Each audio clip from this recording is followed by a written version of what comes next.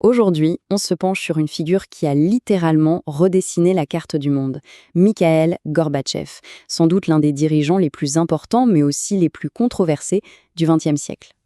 L'histoire de Gorbatchev, c'est avant tout l'histoire d'un paradoxe. Comment est-ce qu'une seule et même personne peut être vue comme un héros par le monde entier et en même temps comme un traître par une grande partie de son propre peuple? C'est vraiment la question clé pour comprendre le personnage. Parce que regardez bien le décalage. À l'étranger, c'était la Gorbimania, un véritable phénomène. On le célébrait partout pour avoir mis fin à la guerre froide. Mais en Russie, c'est une toute autre histoire. Là-bas, pour beaucoup, il reste celui qui a fait s'effondrer l'Union soviétique. Alors, allons-y. Pour comprendre ce grand écart, il faut d'abord regarder qui était l'homme et surtout de quel système il venait. Parce que Gorbatchev, né en 1931, c'est un pur produit du système soviétique. Un communiste convaincu, qui grimpe tous les échelons du parti, un par un, jusqu'à devenir le numéro 1 en 1985. Et pourtant, c'est cet homme-là, l'homme du sérail, qui va tout faire basculer. Le déclic, en fait, ça a été ses voyages à l'étranger. Ça lui a ouvert les yeux. Il a vu un autre monde, une autre façon de vivre. Et ça a commencé à faire son chemin dans sa tête. L'idée qu'il fallait peut-être changer les choses de l'intérieur a commencé à germer. Il arrive donc au pouvoir avec une conviction. L'Union soviétique doit se réformer, sinon elle est finie. Alors il va lancer un pari incroyablement audacieux, deux politiques phares qui, sans qu'il s'en doute à ce moment-là, vont changer le cours de l'histoire. D'abord, la glasnost, la transparence. Il faut imaginer le choc. Après des décennies de silence et de contrôle, d'un coup, les gens avaient le droit de parler, de discuter ouvertement des problèmes et même de critiquer le gouvernement. Une vraie révolution. Ensuite, la perestroïka, la restructuration. Là, on s'attaque à l'économie. L'économie soviétique était à bout de souffle, complètement bloquée. L'idée, c'était de donner un énorme coup de pied dans la fourmilière pour la rendre plus efficace. Et en Occident, cette nouvelle approche, ça plaît énormément. On se souvient de la phrase de Margaret Thatcher « J'aime bien, monsieur Gorbatchev, nous pouvons faire des affaires ensemble ». Pour les dirigeants de l'Ouest, c'était clair. Enfin, ils avaient un interlocuteur à Moscou.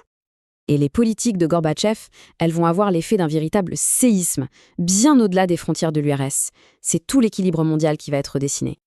Concrètement, qu'est-ce que ça veut dire? Eh bien, ça veut dire des sommets historiques avec les Américains pour réduire les armes nucléaires. Ça veut dire le retrait des troupes de cette guerre sans fin en Afghanistan. Et surtout, le point de bascule. Sa décision en 1989 de ne pas envoyer les chars quand les peuples d'Europe de l'Est se sont soulevés. Et tout ça, bien sûr, ça a été reconnu. La consécration, c'est en 1990, quand il reçoit le prix Nobel de la paix. Pour l'Occident, ça y est, son statut de héros est gravé dans le marbre. Et c'est là tout le paradoxe. Pendant que le monde l'acclamait, chez lui, en Union soviétique, les fondations de l'Empire commençaient à se fissurer de partout.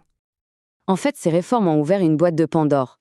La liberté de parole de la glasnost a réveillé tous les nationalismes dans les différentes républiques. Et la perestroïka, n'a pas réussi à réparer l'économie. Au contraire.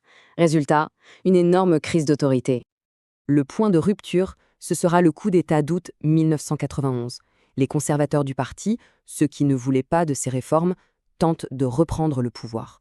Le putsch va échouer, mais il porte un coup fatal à l'autorité, déjà très fragile, de Gorbatchev. Et voici la conséquence finale, la plus grande ironie de son histoire. Lui, qui voulait sauver l'Union soviétique, en fait présidait à sa disparition. L'Empire s'est tout simplement disloqué en 15 républiques indépendantes. Il n'y a plus d'Union soviétique à présider. Il ne lui reste donc plus qu'à démissionner. Un geste qui met un point final, officiel et symbolique à 70 ans d'histoire. Alors, au final, quel est son héritage? D'un côté, on se souvient de lui comme celui qui a mis fin au totalitarisme et à la menace nucléaire, mais de l'autre, on le voit comme le responsable du chaos économique et de la perte de l'Empire. Une véritable humiliation pour beaucoup de Russes. Il a voulu réformer un empire et il a fini par assister à son effondrement. Alors, visionnaire incompris ou leader dépassé par les événements qu'il avait lui-même déclenchés? Son héritage nous laisse avec cette question immense et les historiens continueront d'en débattre pendant longtemps.